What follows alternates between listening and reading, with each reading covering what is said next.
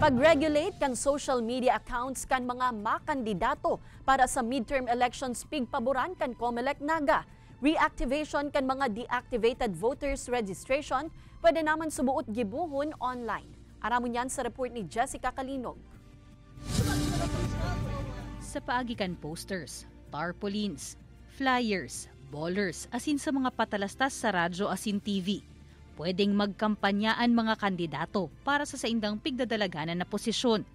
Alagad sa modernong panahon, magin ang social media nagagamit na kan iba sa pangangampanya. Sigun sa Commission on Elections, mayo ninlay na nagre-regulate kan social media accounts kan mga politiko, kaya haloy man antes na ma-takedown ang posts. Ngunyang napaparanian midterm elections, pigaapodan ang mga kongresista asin senador na ikonsiderar ang regulation sa social media durante kan election period. Urog na ngunyan sa presensya kan AI. Main purpose man po talaga sa regulation, sa actual man o sa online, truthful information, truthful advertising kang mga campaign information itatao ka mga kandidato, tas ma-prevent po itong mga fake news and information. Pig-uurulayan pasubot inisangunyan asin piguhurot kan komisyon na magkaigwang MOA sa manibaybang social media platform. Mientras tanto, ang reactivation kan mga na-deactivate na voters registration pwede na subuot gibuhon sa paagikan online.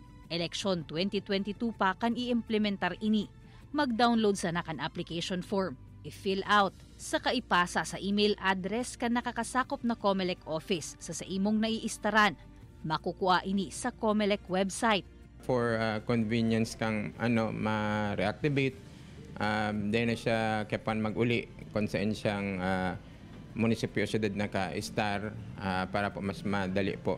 Siyempre po, maaraman naman po yan kung na-process ang sa iyang application at ang COMELEC office man po ma-reply.